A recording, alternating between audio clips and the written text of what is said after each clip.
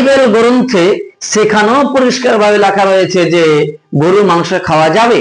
বেদ, Bible এবং মনুস্মৃতি আপনাদের গ্রন্থে পরিষ্কারভাবে বলছে যে পশু জবাই করা যাবে। মনুস্মৃতি গ্রন্থ 5 নম্বর অধ্যায় অনুচ্ছেদ 30, 5 নম্বর অধ্যায় অনুচ্ছেদ 31, 5 নম্বর অধ্যায় অনুচ্ছেদ 40-41 আপনাদের গ্রন্থে বলে যে পশু জবাই করা যাবে, এবং বাইবেলও বলে পশু জবাই করা যাবে, বেদও বলে পশু জবাই করা যাবে। তাহলে আপনি কি করে বলতে পারেন হিন্দু ভাইয়েরা যে পশু জবাই করা ঠিক নয়, এটা একটা মহাপাপ?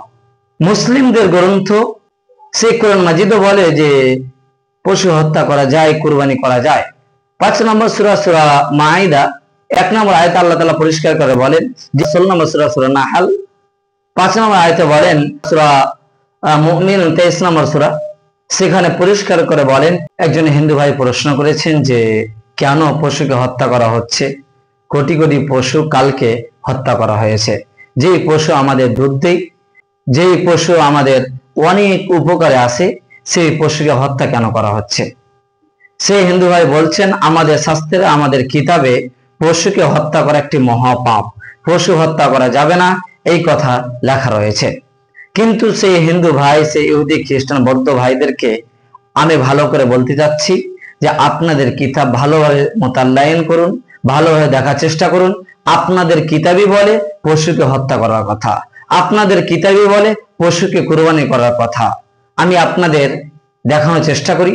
হিন্দুদের গ্রন্থ মনুস্মৃতি একটি গ্রন্থ রয়েছে, সেই গ্রন্থে 5 নম্বর অধ্যায় অনুচ্ছেদ 30 সেখানে বলা হয়েছে যে এই পশুটি মাংস আল্লাহ তাআলা হালাল করেছেন, ভগবান হালাল করেছেন, সেই পশুটি মাংস তোমরা নিজেরা খাও, জবাই করে সেই পশুটি মাংস তোমরা খাও।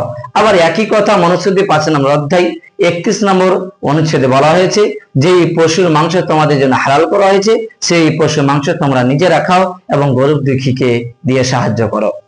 আবার একই কথা হিন্দুদের গ্রন্থ মনুস্মৃতি 5 নম্বর অধ্যায় 41 এবং 40 নম্বর অনুচ্ছেদে বলা হয়েছে যে এই পশু মাংস তোমাদের জন্য হালাল করা হয়েছে, সেই পশু মাংস তোমরা নিজেরা খাও এবং গরিব দুঃখী দুস্থ মানুষদের দিয়ে সাহায্য করো। তাহলে হিন্দুদের গ্রন্থে বলা হয়েছে যে পশু হত্যা করার কথা, যেই মাংস হালাল করা হয়েছে, যেই মাংস খেলে মানুষের উপকার আছে, সেই মাংস খাওয়ার কথা আপনাদের গ্রন্থ মনুস্মৃতি সেই গ্রন্থতে উল্লেখ করা রয়েছে। এবং এখানে শেষ নয়, আপনাদের এই গ্রন্থ বেদ, উন্নত মানের বেদ, যা একটি মহাগ্রন্থ বলে আপনারা আখ্যায়িত বা উল্লেখ করে থাকেন, সেই বেদ বলছেন যে গরুর মাংস খাওয়া যায়, পশুর মাংস খাওয়া যায়। আপনি বেদ পড়লে বুঝবেন বা পড়েছেন যারা, তারা জানেন মুনি এবং ঋষি তারা দুইজন কিন্তু গরুর মাংস খেত।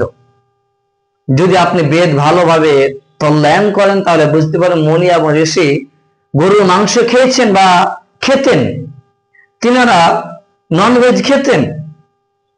এবং আপনাদের এই গ্রন্থ বাইবেল, সেই বাইবেলও বলে পশু হত্যা করা যায়, পশু হত্যা করা যায়।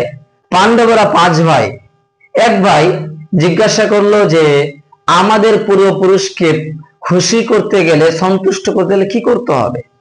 এক ভাই বলল একটি গরুকে বলি দিতে হবে। তাহলে এই কয়েকটি গ্রন্থ আপনাদের গ্রন্থে পরিষ্কার করে বলে যে পশু হত্যা করা যায়।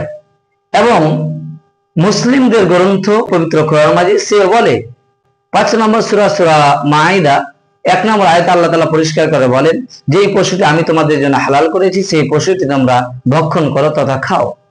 এবং একই কথা মহান আল্লাহ তাআলা 16 নম্বর সূরা সূরা নাহাল 5 নম্বর আয়াতে বলেন আমি তোমাদের জন্য যে পশুটি হালাল করেছি এই পশুটিকে জবাই করো এবং সেই পশুটি তোমরা ভক্ষণ করো এবং গরিব দুস্থ মানুষদেরকে দিয়ে সাহায্য করো।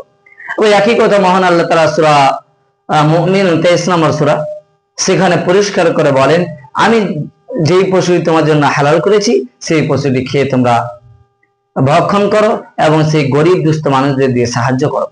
তাহলে মুসলিম গ্রন্থ, মুসলিমদের গ্রন্থ, ইহুদি খ্রিস্টান হিন্দুদের গ্রন্থ পরিষ্কার করে বলে যে কুরবানি পশু জবাই করা যাবে, পশু জবাই করা যায়।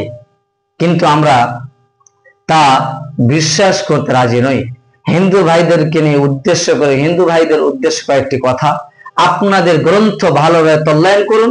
আপনাদের গ্রন্থই বলে পশু জবাই করা যাবে, আপনাদের গ্রন্থই বলে পশু জবাই করা যাবে। মনুস্মৃতি গ্রন্থ 5 নম্বর অধ্যায় অনুচ্ছেদ 30, 5 নম্বর অধ্যায় অনুচ্ছেদ 31, 5 নম্বর অধ্যায় অনুচ্ছেদ 40-41 আপনাদের গ্রন্থই বলে যে পশু জবাই করা যাবে, এবং বাইবেলও বলে পশু জবাই করা যাবে, বেদও বলে পশু জবাই করা যাবে। তাহলে আপনি কি করে বলতে পারেন হিন্দু ভাইয়েরা যে পশু জবাই করা ঠিক নেই, এটা একটা মহাপাপ?